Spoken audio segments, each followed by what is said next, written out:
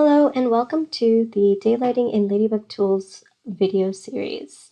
In this tutorial, we will review how to visualize hourly illuminance data from an annual daylight analysis study.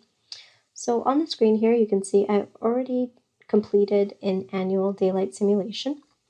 And what I want to do now is I want to understand the illuminance distribution at each sensor point in the grid that I've tested. So to do that, let's go to our Grasshopper script. And so you can see I've already run the annual daylighting analysis. And if we go to the results panel in the Honeybee Radiance tab, we want to bring down the HB annual results to data component. So what this component will do is it will allow you to select sensor points within your analysis grid. Let's move backwards. And depending on which component you're using to establish a grid, you can find the points in two different places. So if you're using the HB sensor grid from rooms, you'll select the points, output, and connect it to all points. And if you are using the alternative approach where you've selected a surface and you want to you've created a grid from that surface using the LB generate point grid and the HB sensor grid, your points output is actually going to be in your LB generate point grid. So you'll connect that to all points. Okay, so since we're using the room-based analysis, I'm just going to go back and connect that here. And then once you've done that, you want to connect the results. So we have a results output in the annual daylight recipe. We'll take that results and we'll connect it right here. All right, and the last input we have to connect here is selecting a point. And to do this, we'll use a native Grasshopper component, which is called list item. And we'll also need to connect the grid points to the list, right? So this is the starting point. These are all the points you can think of. And then we need to connect an index, so something to select from. So if we hover over the points output, we can see that there are 221 locally defined values. Now in this analysis, we have two meshes, two rooms. And so let's see what happens when you select, we can create a slider from 0 to 221, but I want to show you what happens when you do that. So, oops, and a slider from 0 to 221. Let's move this to the side so we can see what's happening. So as you can see, when you're selecting an index from a list, because we have two rooms and two grids, it's actually selecting the points in different rooms. What we want to do is we want to be able to parse through all of these or select one of the rooms. So there's two ways you can do this. You can either explode your data tree by using the explode tree component, right? So if you connect your points to your data tree, now you can select from one of these, right? So let's turn that off so we don't see everything. Now you'll see that the points only move from one or the other.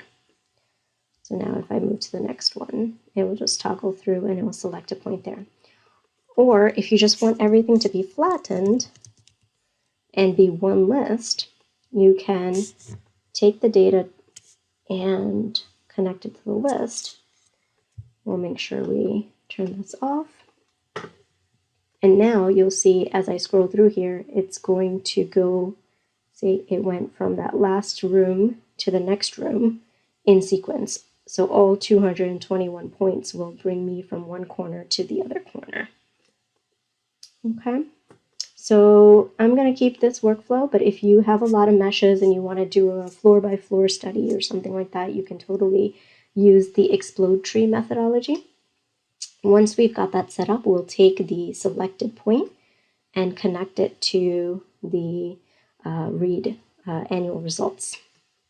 Now, the last thing we need to do is go to our Ladybug tab and bring down an annual, the hourly plot component, and connect the data that is from there to here.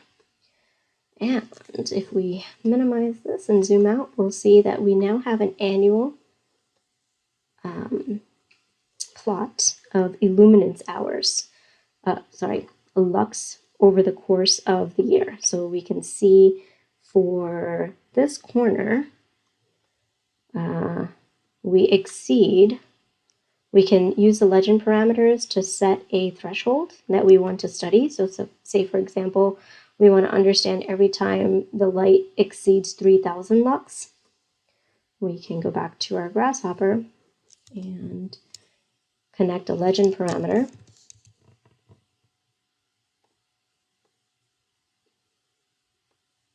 to here and set the max to be 3000. And now we can understand these are all the hours where, over the course of the year, where our light level is exceeding 3000 lux. And as you scroll through the different points in your grid, that the values will change. So different points in your space will give you different results. So this is a really neat way to understand where your light levels might be causing glare and diving into an annual study and understanding the details. There is one more thing I want to show you. Because right now everything is overlapping, what you may want to do is add a base point so that your annual grid is not on top of your daylighting results. And you can also scale it, right? So if, say for example, let's do a distance check. So say I want to just clear all of my analysis. So that's about 35 meters. So let's just say I'm going to do a base point at 50 meters in the y direction. So we'll do a 0, 50, 0 as a point and connect that as the base point. And you can turn the preview off on that so that you don't see it. And then now you have that on top. And you can also reduce your dimensions in the X, Y, and Z. So say you want to change it to 0.25 or 0.2 in the X and the Y. We don't really need to do the... So you can find what works. Maybe the same ratio doesn't work well. You might want to do 0.5 in the Y dimension. But you can find what works and then kind of move this point down to adjust for that so that you can see the grid to get in one screen to capture.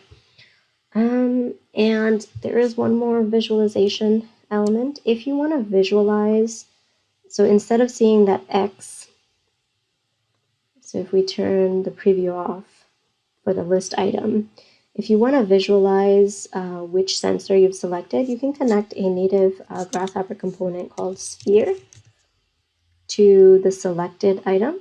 So you'll select the item output would go to the base, and you can change the radius and you can change the way that looks. So you can say we want a radius of 0.5.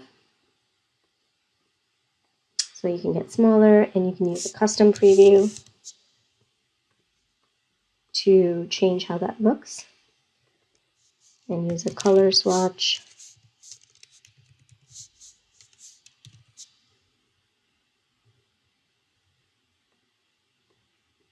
Set it to black or whatever color you'd like. And then as you move around, you can visualize it a little bit better.